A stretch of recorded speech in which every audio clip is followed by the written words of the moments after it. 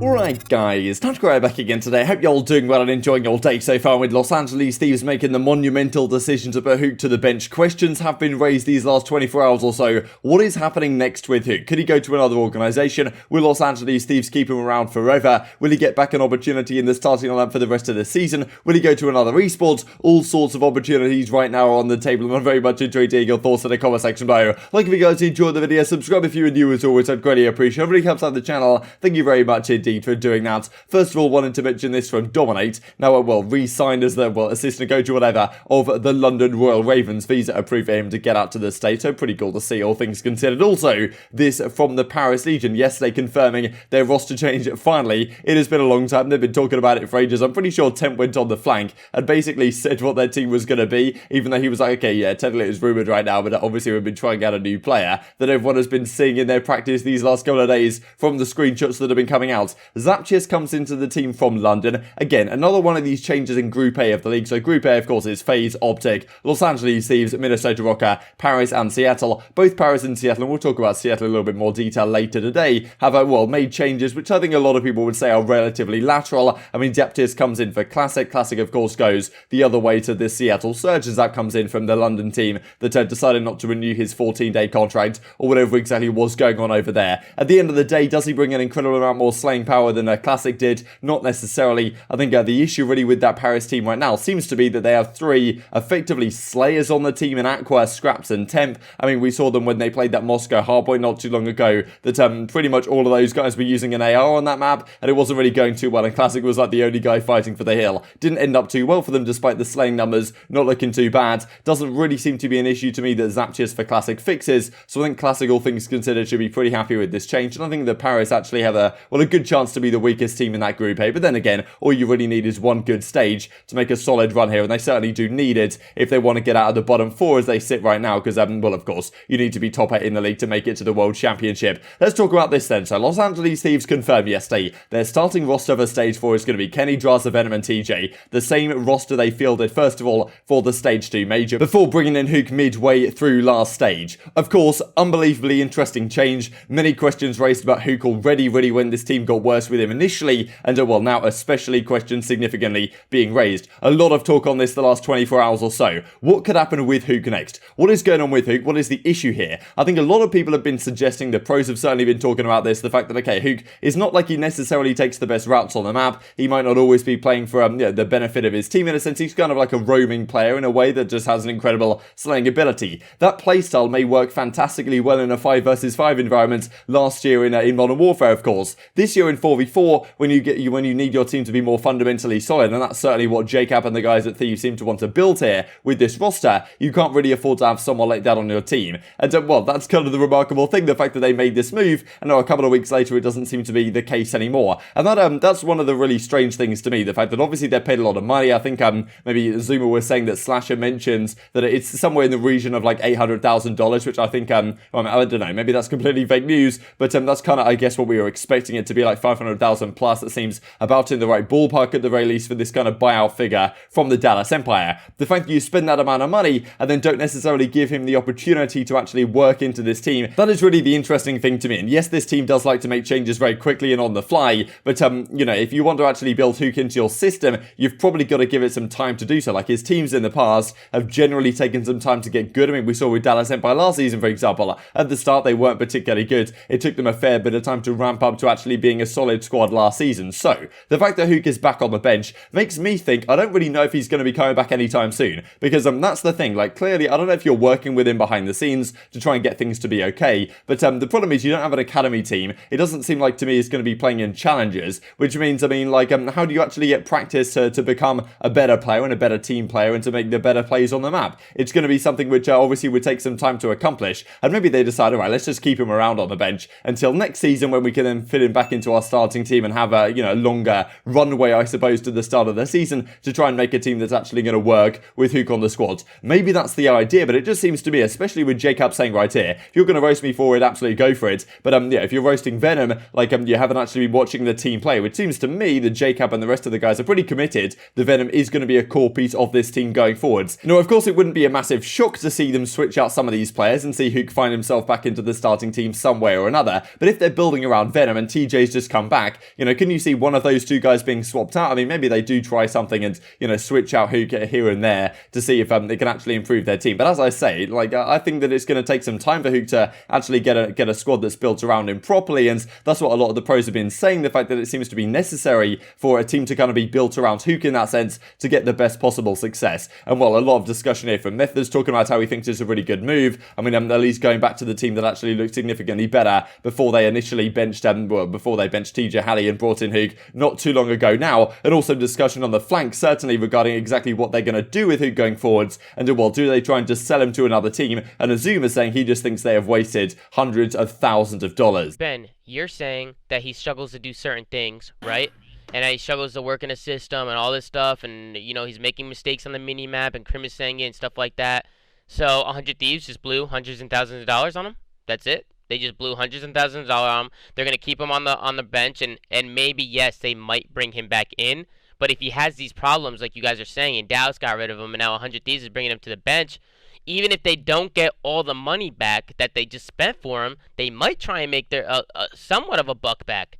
That's the only reason why I'm saying that. They might listen, I'm still talking. Go ahead. They might give it a week or two to go. They may give it a week or two, maybe a month, right? To see how the roster's doing and maybe bring Huke back in.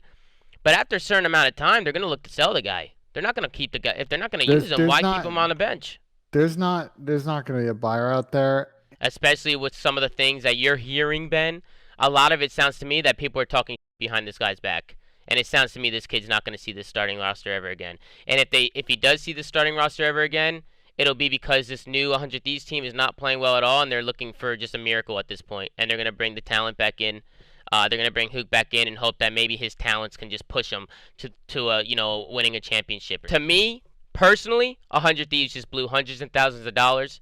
And they're not going to use this guy. So it very much does depend. We're looking at this Thieves team right now and we're thinking, okay, where exactly is Huke going to fit back into this squad if they are building around Venom, if they've not really given him much time to, and maybe, you know, Kenny and Jacob just don't think this is the way to go and have decided to make a move, you know, to put Huke back on the bench. You know, maybe they do bring him back in, but it's not incredibly likely. So are other teams considering taking this guy out of his contract? Now, this is something that I just don't think Thieves can realistically do as a business move, because you've paid so much money for Huke that right now, like, if you're looking from a Thieves perspective or from another organization's perspective, right? We saw Hex talked about, I mean, this of course is a, you know, podcast from way back in the day now in December, but he was talking about in, I think, one of the OpTic pre-shows that, like, look, when Huke came on the market, I at least had to consider it for a few seconds, like, yeah, can I snag this guy into the team somehow, some way? Of course, Thieves are one of the only other teams that actually have the leverage and the cash to be able to do so, and they make that move happen. Now, you know, if I'm a guy like Hex, if I'm a guy like, let's say the Florida Mutineers, for example, I'm probably looking at this whole situation, I'm thinking, wow, hang on a second, why do I want to get Huke onto my team right now? He's been benched off 2 top teams by 2 top coaches pretty much in the last month.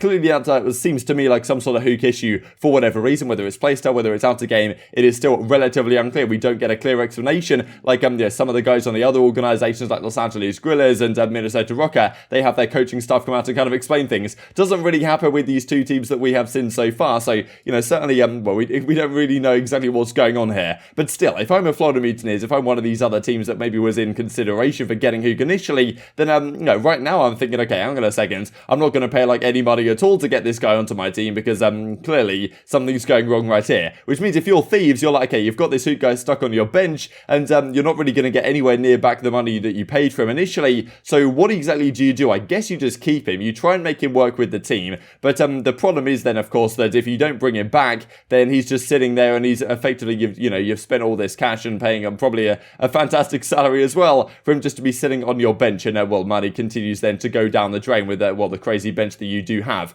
Wanted to mention this as well as a very interesting thought actually from Adam Fitch here with regard to other esports that well, Huke has definitely shown interest in playing, and of course he's been in Halo for a number of years before he came back to Call of Duty when he did turn 18 once again. Valorant is also a very interesting discussion. If you guys didn't know about this, after the Modern Warfare season concluded, when Dallas Empire were going from 5v5 back to 4 vs 4, Huke talked about on some podcasts discussed the fact that, like, he really didn't want to see that team split up. He didn't want to have to see anyone get dropped. And he said to the rest of his team that he would go and play Valorant and let them team as a 4 for the 4 versus 4 environment. Now, at the time, that seemed like the most outrageous thing ever. Like, okay, come on, Huke, like, one of the best players on the team, obviously you're going to keep playing COD. Now you look at it and it's like, well, hang on a second. If Huke does think he's super talented at some other games, he's been stuck on the bench and clearly maybe his playstyle isn't meshing with some of these top teams and they're obviously benching him, then do you consider some return to another esports? Now, Valorant, I think, would be tough right now because it's developed quite significantly from the end of last season. Now, well, there's some phenomenal players out there and I'm pretty sure there were some finals of something or other that happened just yesterday. But it is something pretty crazy to consider. I'm pretty sure we never thought we'd be talking about this,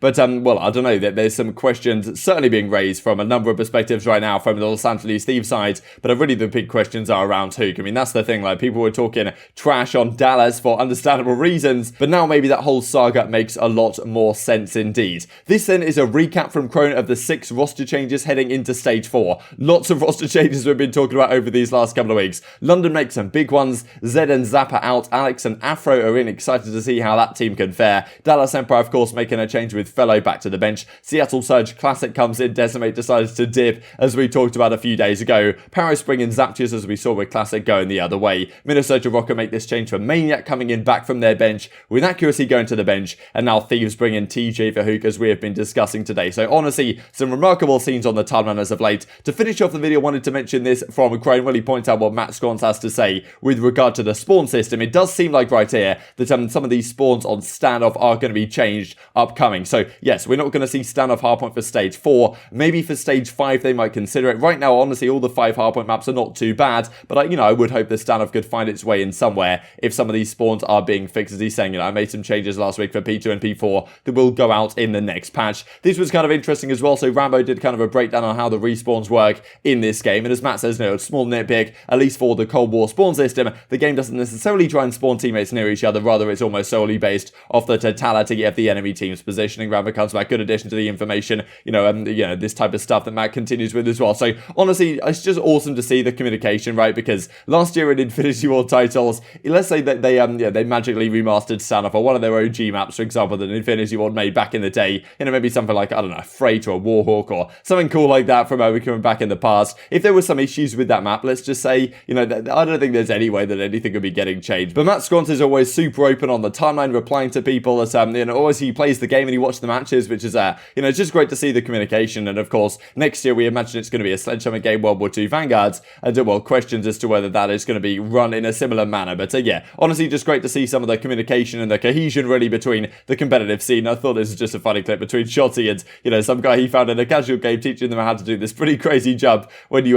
go prone and absolutely spam your jump button and fly up towards the moon. But treat to take your thoughts on all this stuff in the comment section below. Hope you guys enjoyed the video. If you did enjoy it, I'd greatly appreciate a like on the video. It really helps out the YouTube algorithm. Like you enjoyed this content, other people like you may enjoy this content as well, and I'm growing the competitive Call of Duty community. Thank you guys as always, take care, and I will see you next time.